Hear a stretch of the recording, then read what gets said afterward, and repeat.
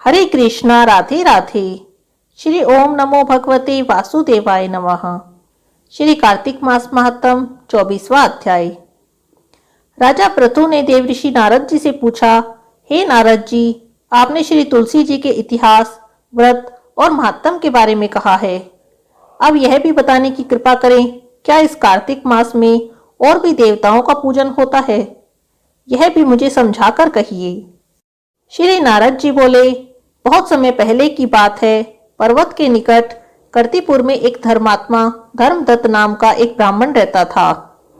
वह भगवान विष्णु के सब व्रत करता था और आठों पहर उनकी भक्ति में तल्लीन रहता था। एक दिन कार्तिक मास में वह एक प्रहर रात शेष रहने पर जागरण के लिए भगवान विष्णु के मंदिर में गया। वह हर प्रकार की सामग्री लेकर पूजा करने के लिए जा रहा था कि उसने मार्ग में एक बड़ी भयंकर राक्षसी को देखा, जिसके की बड़े बड़े दांत थे, लपलपाती हुई जीभ थी, बड़े बड़े लाल लाल नेत्र थे। उस भयंकर राक्षसी को देखकर धर्मदत्त बुरी तरह से कांपने लगा और कुछ उपाय न देखकर उसने पूजा वाली थाली और जल का लोटा उस राक्षसी पर फेंक दिया। क्योंकि उसने भगवत नाम का जप करते हुए वह सामग्री और जल का लोटा, जिसमें कि तुलसी दल पड़ा हुआ था, उसको मारा था। इससे उसके जन्म जन्मांतर के पाप नष्ट हो गए और उसे अपना पूर्व जन्म स्मरण हो आया।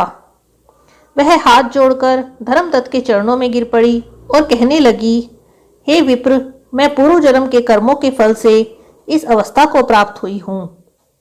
नारद जी कहते हैं, हे राजन, उसको इस प्रकार प्रणाम करते हुए देखकर अति विस्मित होकर धर्मदत्त ने पूछा, तेरी यह अवस्था किस कर्म के फल के कारण हुई है? तो पूर्व जन्म में कहाँ रहती थी? तुम्हारा कैसा चरित्र था? वह सब तुम मुझे बताओ।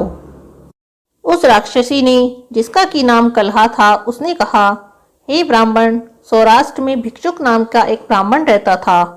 मैं उसकी पत्नी थी। मेरा स्वभाव बड़ा ही निष्ठुर था।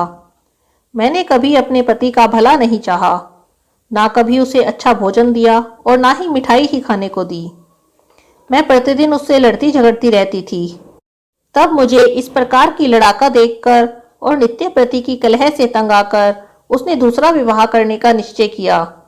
यह सुनकर कि मेरा पति दूसरा विवाह कर रहा है, मैंने उसके दूसरा विवाह करने से पहले ही विष खाकर आत्महत्या कर ली। मेरी मृत्यु के पश्चात यम के दूत आए और मुझे पकड़कर गदा मारते हुए यम के पास ले गए। यमराज ने मुझे देखकर चित्रगुप्त से पूछा, हे चित्रगुप्त, इसने क्या कर्म किया है? जो भी कर्म इसने किए हैं, अब इसको उनका फल भोगना होगा। तब चित्रगुप्त ने यमराज से कहा, इसने अपने जीवन में कोई भी अच्छा काम नहीं किया है। यह सदा ही अपने पति को खराब भोजन देकर अपने आप सदा अच्छा भोजन खाती रही। इस कारण अब यह विष्ठा खाने वाली होगी। इसको अब शुक्री का जन्म दिया जाए। क्योंकि यह अकेले ही पाक के बर्तन में भोजन करती थी, इसीलिए यह अपने बच्चों को खाने वाली बिल्ली हो। क्योंकि इसने अपने पति पर क्रोध करके आत्मघात किया है, इसीलिए यह प्रेत योनि में जाएगी।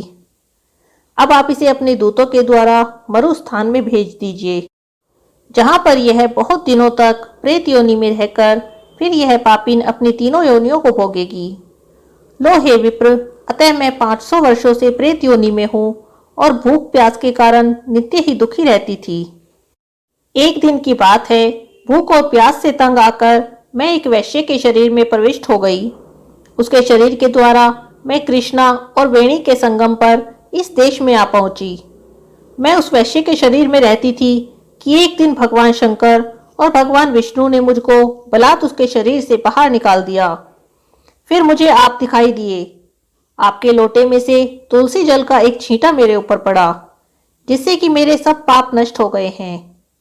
हे द्विजोत्तम, अब आप मुझे यह बताइए कि आगे होने वाली तीनों योनियों और इस प्रेत देह से मेरी मुक्ति किस तरह से होगी। धर्मदत्त कलहा की बात सुनकर और उसके पिछले कर्मों और उसकी वर्तमान अवस्था को देखकर बहुत ही दुखी हुआ। उसका दुख देखकर उसका चित्त पिघल गया। फिर उसने बड़े ही दुखी भाव से कहा। श्री कार्तिक मास महात्म 24वां अध्याय समाप्त। हरे कृष्णा, राधे राधे।